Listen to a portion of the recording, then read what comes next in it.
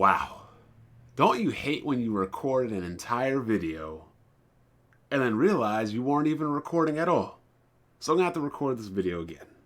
And it's been a while since I made a video, but this news on Nintendo and their new hardware I find interesting, so I'm going to make a video about it.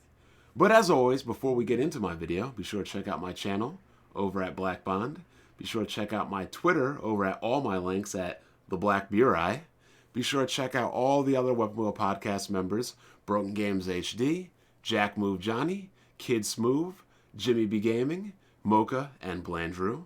And also, if you like our podcast, Sundays 5:45 p.m. EST, and you want to support our podcast, we do have a Patreon.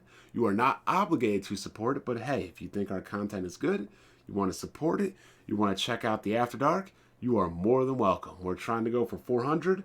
We got 330, 70 to go. Let's get it.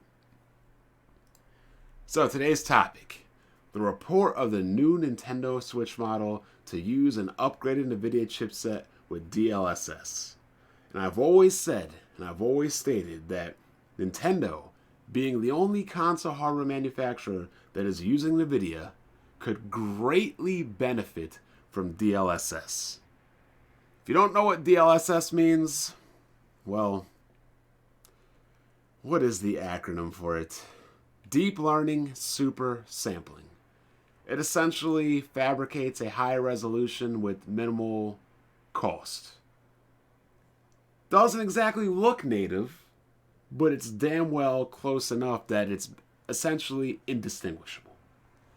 So what the Switch could be doing is running games using DLSS at high resolutions without having to pay the hardware cost to run these games at high resolutions. Meaning that I would not have to play games like Xenoblade Chronicles 2 at welfare, homeless, peasantry resolutions that are in SD. Likewise, if you offload the rendering resolution from the hardware, you would then be able to run games at a higher frame rate. And Nintendo's the only one that can do this right now because NVIDIA has DLSS. AMD has no DLSS right now. I know they're coming out with their solution or the equivalent next year, or they're working on it coming out sometime sooner. I don't know. But right now, NVIDIA's 30 series cards, I believe it's in the 20 series cards too. I'm not sure. Don't take my word for it. But I know for a fact that they are in the 30 series cards.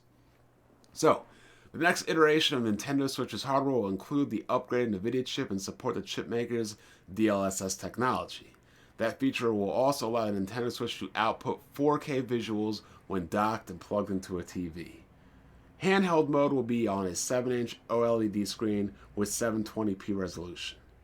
Now, I appreciate the 4K on a TV, but 720p on a handheld, come on, guys. Get that up to 1080. We don't need 1440p on a handheld, but in 2021, you can do 1080p. Especially if you're trying to tell me that it could cost upwards of $400. And that I disagree with. Nintendo is in an affordable niche market of gamers. Now, I know you can say, but if you don't want to spend $400 up, you can buy the original models, but to get the mass market penetration, Nintendo needs to have this at $300. And maybe that's why they're going with the 720p screen. I don't know. If you're going to get away with resolution, you might as well get away with it on a handheld 7-inch screen than on your home screen that's 4K.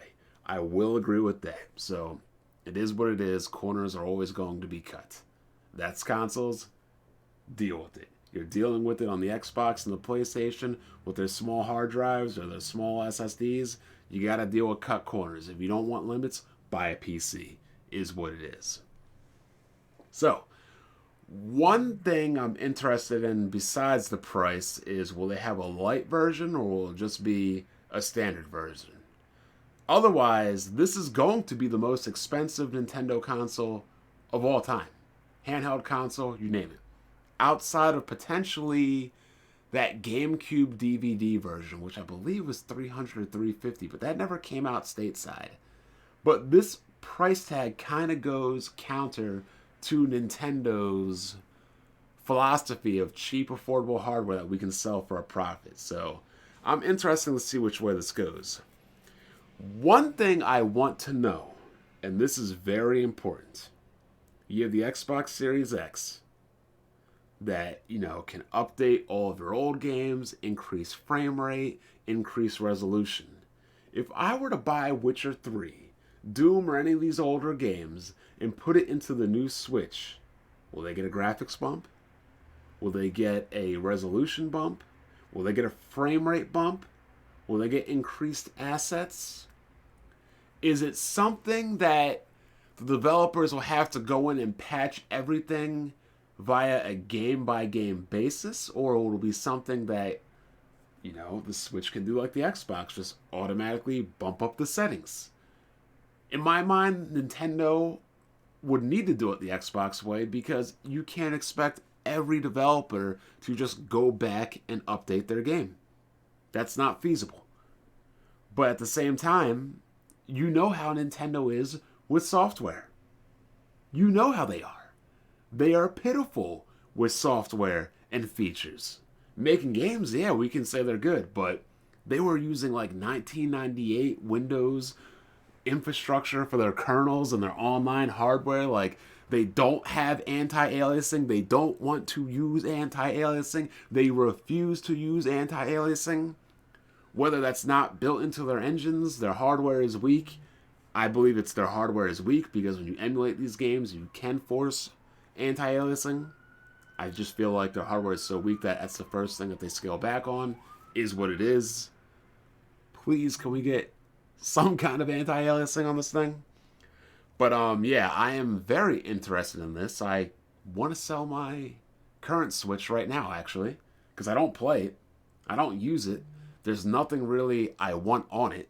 I've got a bunch of PC games I want to play, and nothing really interests me on the current Switch right now, but something like this that would allow me to play games at competent frame rates and resolutions, potentially allow me to bring The Witcher 3 or other games like that in a portable notion. Neon Falcom, put in Cold Steel 4.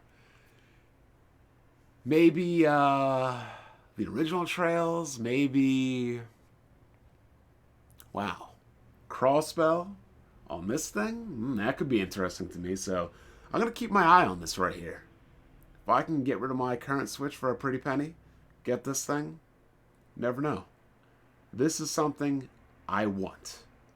So that's all I really got to say, people. Actually hyped for Nintendo for the first time in a while. Who would have thought? But I don't think this should be the Switch 2. It should be a hardware revision, a hardware upgrade in the vein of the PS4 Pro or the Xbox One X. We don't need a Wii to Wii U situation where we're starting a new generation and people have a disconnect and don't know what's going on. Nintendo is riding high on this wave right now. You don't need to make a new clean-cut hardware until you literally need to make it. Just make an upgrade. Ride the wave as long as you can. And I know a lot of people probably don't want to hear that because they think keeping old hardware around is selfish. But look, coming from the Wii U to the Switch, you cannot jeopardize anything. You need to ride the wave as hard and long as you can, Nintendo. So do not give us a new console. Just give us an upgraded version. Keep it moving. See how it plays out. If the sales start dropping off eventually a couple years from now, drying up, then come out with a new console. That's all I got to say. I'm Black Bond. Enjoy this good weather, people. Take it easy. And I'm out.